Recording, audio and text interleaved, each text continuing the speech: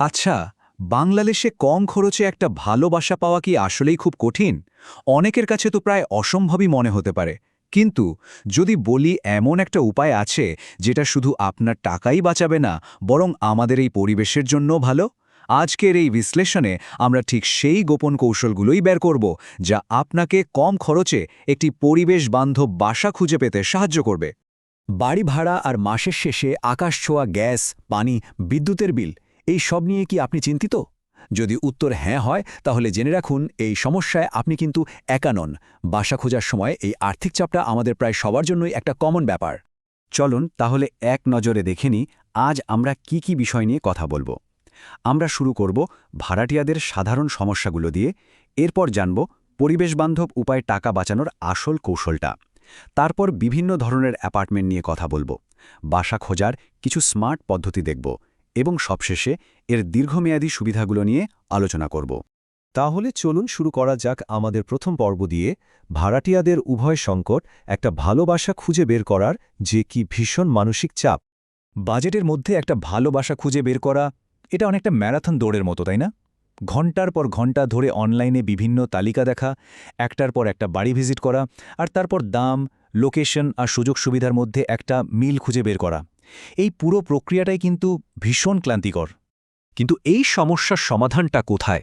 এখানেই আসছে আমাদের আজকের মূল কৌশলটা, যাকে আমরা বলছি ইকো সেভিং সিক্রেট। ব্যাপারটা আসলে খরচকে দেখার একটা সম্পূর্ণ নতুন অ্যাঙ্গেল বা দৃষ্টিভঙ্গি। আচ্ছা, ব্যাপারটা এমন হলে কেমন হয় যে কম খরচে থাকার আসল রহস্যটা আমাদের চোখের সামনেই আছে, কিন্তু আমরা হয়তো খেয়ালই করছি না। অনেকেই ভাবেন পরিবেশ বান্ধব জীবনযাত্রা মানেই বোধহয় অনেক বিলাসবহুল আর ব্যয়বহুল একটা ব্যাপার। কিন্তু সত্যিটা হলো, এটা আসলে টাকা বাঁচানোর একটা দারুণ স্মার্ট কৌশল। দেখুন, আমরা বেশিরভাগ সময় হয় শুধু বাসা ভাড়াটা দেখি, তাই না? কিন্তু এখানেই একটা ভুল হয়ে যায়। আমাদের হিসাব করতে হবে টোটাল কস্ট অফ লিভিং, মানে হলো জীবনযাত্রার মোট খরচ। এর মধ্যে শুধু ভাড়া না, বিদ্যুৎ, পানি এবং অন্যান্য বিলও কিন্তু অন্তর্ভুক্ত। আর পরিবেশ বান্ধব বাসাগুলো এই ইউটিলিটি বিলের অংশটাকেই একদম নাটকীয়ভাবে কমিয়ে আনতে পারে। আর এই ধারণাটাই একটা চমৎকার উক্তির মাধ্যমে প্রকাশ করা যায়।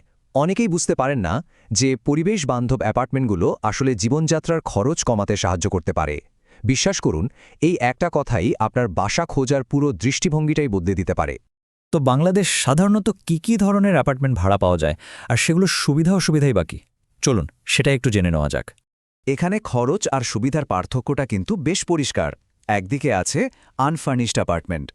এগুলোর মাসিক ভাড়া সাধারণত কম হয় আর নিজের মতো করে সাজানোর পুরো স্বাধীনতা থাকে, কিন্তু শুরুতে ফার্নিচার কেনার একটা বড় খরচ তো আছেই। অন্যদিকে ফার্নিশড বা সার্ভিসড অ্যাপার্টমেন্টে ভাড়াটা একটু বেশি, কিন্তু বাসা গোছানো বা আসবাবপত্র কেনার কোনো ঝামেলাই নেই। বিশেষ করে যারা খুব ব্যস্ত, তাদের জন্য এটা খুব সুবিধার। বেশ, এখন তো অ্যাপার্টমেন্টের ধরন বোঝা গেল, কিন্তু প্রশ্ন হলো, এই ধরনের পরিবেশবান্ধব বাসাগুলো আমরা খুঁজব কোথায় আর কিভাবে? এখন তো বাসা খোঁজার অনেক স্মার্ট উপায় আছে।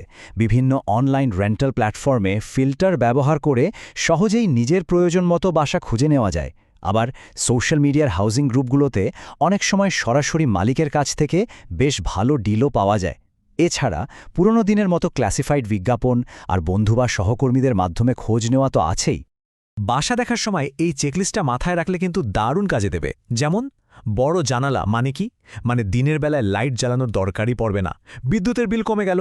আবার ভালো ক্রস ভেন্টিলেশন থাকলে ঘরে সহজেই বাতাস চলাচল করে।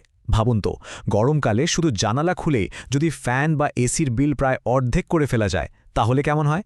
একইভাবে energy efficient lighting, solar panel বা কাছাকাছি বাস বা মেট্রো স্টেশনের সুবিধা, এই সবকিছুই কিন্তু আপনার মাসিক খরচ কমাতে সরাসরি সাহায্য করবে। এ তো কিছুর পর আসল কথায় আসা যাক। এই পুরো চেষ্টার ফলে লম্বা সময়ে আমাদের আর্থিক লাভটা আসলে কি? চলুন সেটাই দেখি। ছবিটা দেখলেই বিষয়টা পরিষ্কার হয়ে যায়। যারা লম্বা সময়ের জন্য থাকার পরিকল্পনা করছেন, ধরুন ছাত্র, চাকরিজীবী বা পরিবার নিয়ে, তাদের জন্য স্বল্পমেয়াদী ভাড়ার চেয়ে দীর্ঘমেয়াদী চুক্তিতে বাসা নেওয়াই কিন্তু সবচেয়ে বেশি সাশ্রয়ী। ব্যাপারটা কিন্তু শুধু টাকা বাঁচানোতেই সীমাবদ্ধ না, এর সুবিধা আরও অনেক। ইউটিলিটি বিল কম আসা মানে তো পকেটে স্বস্তি। প্রাকৃতিক আলো বাতাসপূর্ণ পরিবেশে থাকলে স্বাস্থ্যও ভালো থাকে। আর যখন প্রতি মাসের খরচগুলো একটা নির্দিষ্ট সীমার মধ্যে থাকে, তখন বাজেট করা এবং ভবিষ্যতের জন্য টাকা জমানো দুটোই অনেক সহজ হয়ে যায়।